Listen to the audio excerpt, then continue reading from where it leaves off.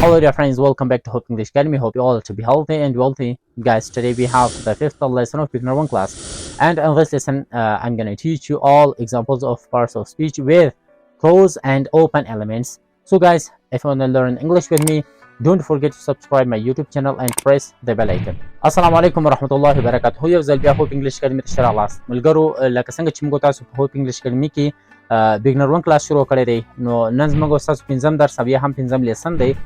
نو په دغه لیسن کې به ان شاء الله موږ تاسو د parts of speech په مثالونو باندې خبرې کوو. لکه څنګه چې په تیر درس کې موږ تاسو ویلي چې parts of speech یعنی د خبرو برخې چې دي هغه اته دانې دي او نن به موږ تاسو پر مکمل مثالونو باندې کار کوو چې دغه اته شیان څه شیان دي. کله مو چې موږ تاسو مثالونو باندې کار وکړو نو ان شاء الله موږ تاسو به پر دغه شانو باندې مکمل سر خلاصي او بعد له هغه نه به موږ تاسو پر هر یو باندې ځان ته غږیږو. د هغه پر مثالونو باندې به موږ تاسو غږیږو، د هغه پر بخښونو باندې به موږ تاسو غږیږو چې هر یو څو بخښه بیا لري.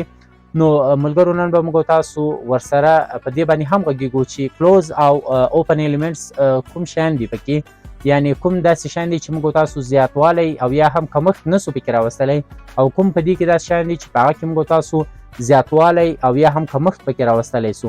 نو ملګرو که غواړئ چې زموږ سره انګلیسي ژبه زده کړئ زموږ یوټیوب چینل در سره سبسکرایب کړئ او که څه نظر لرئ لاندې په کمنټ کې مو خپل نظر زموږ سره حتما شیر کړئ. سلامونه ملګرو، په تیر درس کې موږ تاسو د parts of speech په اړه باندې خبره کړې وه. دا parts of speech چې دی ملګرو د انګلیسي ژبې د خبرو برخې دي، البته د هرې ژبې برخې دي. لکه موږ تاسو په پښتو کې هم لرو، په فارسي کې هم څه، همداسې په عامو ژبو کې دغه شیان وي. دا اوس څه شي دي؟ دا د خبرو برخې. اول چې دی موږ تاسو ویلي وو چې ناون دی. ګوره ناون موږ تاسو په طبیعت کې بلها شیان لرو، یعنی بې شماره شیان دي چې موږ تاسو هر شی یو شی چې پیژنو هغه په څه شي باندې پیژنو؟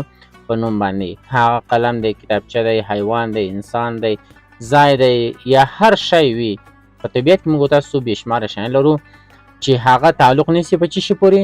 په ناون پورې. هر شی چې نوم ولري نیمینګ ورډز په دغه خاطر باندې ورته وایي چې په دنیا کې څه شي په نوم باندې مشهوره وي، یو شی په نوم باندې پیژندل کېږي، نو هغه تعلق یا اړوند دی د څه شي؟ د ناون.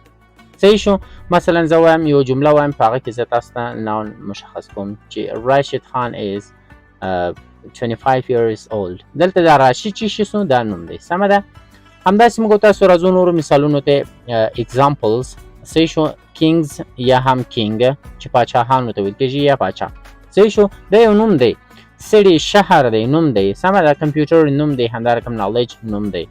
بیا راځو موږ تاسو پروناون ته. اوس پروناون چې شي دی replacement words موږ تاسو په پښتو کې هم لرو چې ورته ویل کېږي ضمیر. ځای نیسي د څه شي؟ د ناون. مثلا په هغه جمله کې ما وویلی چې راشد خان is 25 years old. سمه ده؟ نو دلته اوس په دومره جمله کې مثلا زه وایم he is a good bowler. دا هی دلته څه شي سو؟ pronoun سو. ولې چې ځای د نوم ونیولو replacement words په دغه خاطر باندې ورته ویل کېږي.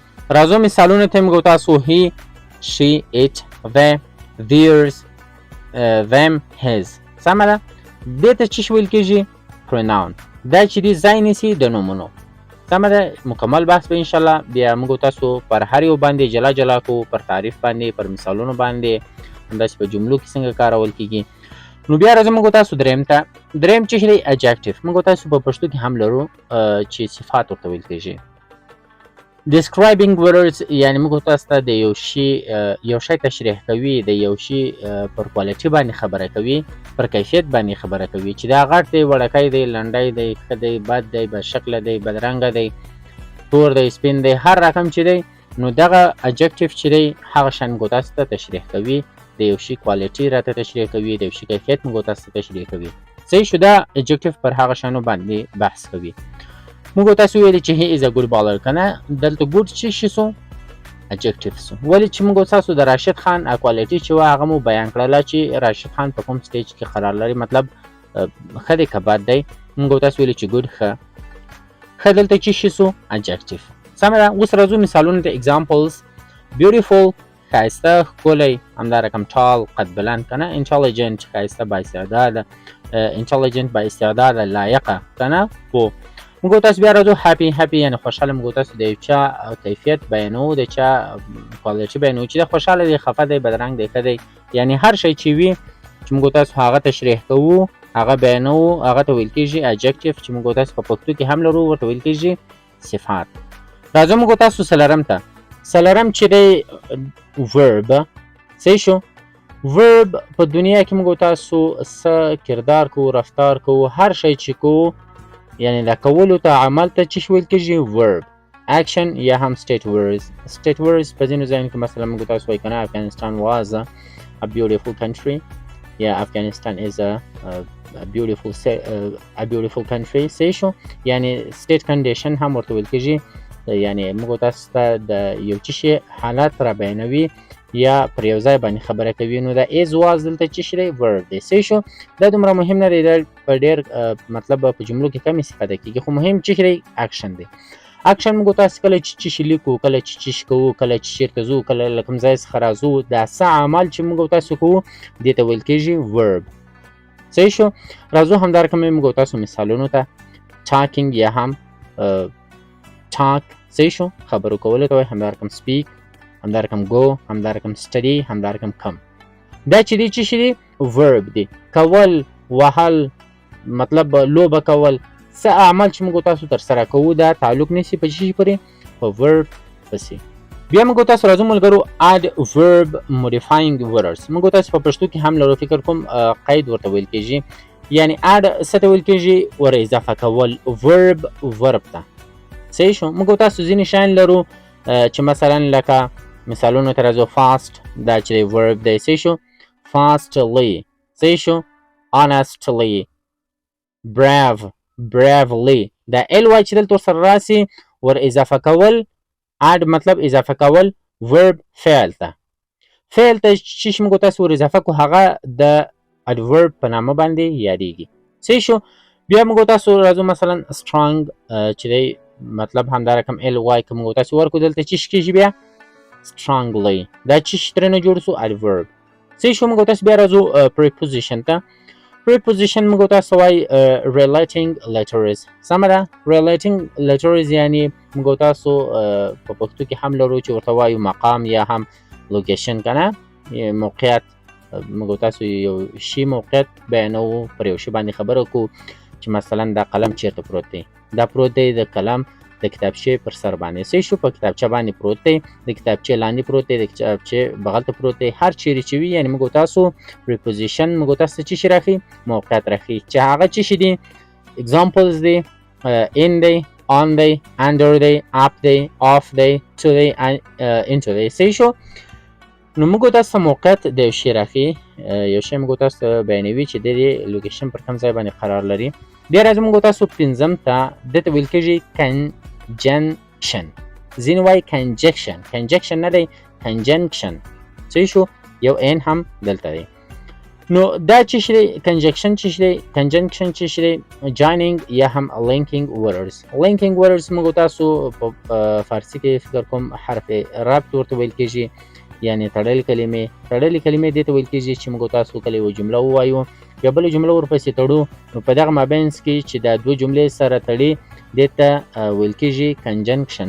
صحیح شو. چې دغه ځینې داسې لغاتونه دي چې and دی، or دی، همدارقم so دی، but دی، because as. صحیح شو. examples دغه مثالونه دي. صحیح شو. مثلا زه وایم چې he is a boy. صحیح شو. دغه یو حالت دی. بل جمله مثلا زه غواړم چې ورسره وصل کړم بیا به داسې وایم and she is a girl. صحیح شو. او دغه یوه انجلۍ ده. نو دا and دلته چې شي سوز موږ تاسو دوه جملې سره وصل کړلې. بیا راځو موږ تاسو interjection ته. interjection چې دی زموږ تاسو پر احساساتو لیکونو باندې بحث کوي. emotional letters. ځینې کوم فکر کړی وي موږ تاسو چې یا خوښ سو یا مطلب یو احساس وکړو موږ تاسو یو اواز ورسره وکړو هغه ته ویل کېږي interjection. چې هغه دی مثلا hello، Allah، hurry، اوف همدارقم ډېر دي. سمه ده چې یو اواز موږ تاسو څخه ناڅاپي راووځي هغه سره یو احساس وي په یو احساس باندې هغه اواز جوړ سي هغه ته ویل کېږي interjection. بیا راځو موږ تاسو articles ګوره په تېر درسونو کې هم ما تاسو مکمل تعریف یې درکړی دی، مثالونه مې درکړي دي چې په څو بخښه باندې دې سمه ده نو کولی سئ تاسو هغه زموږ پر یوټیوب چینل کې وګورئ. نو انشاءالله زه به په لومړي کمنټ کې لینک هم درته واچوم، کولی سئ چې دغه وګورئ، دا ډېر مهم دی.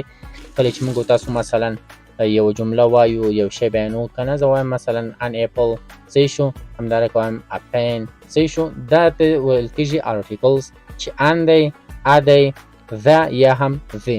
دا چې په کوم ټیم کې the ویل کېږي، په کوم ټیم کې the ویل کېږي، هغه مې هم په ویډیو کې درته ویلي دي. نو په لومړي کمنټ کې به ویډیو وي، هغه در سره وګورئ، انشاءالله مکمل سر به مو ورباندې خلاص وي.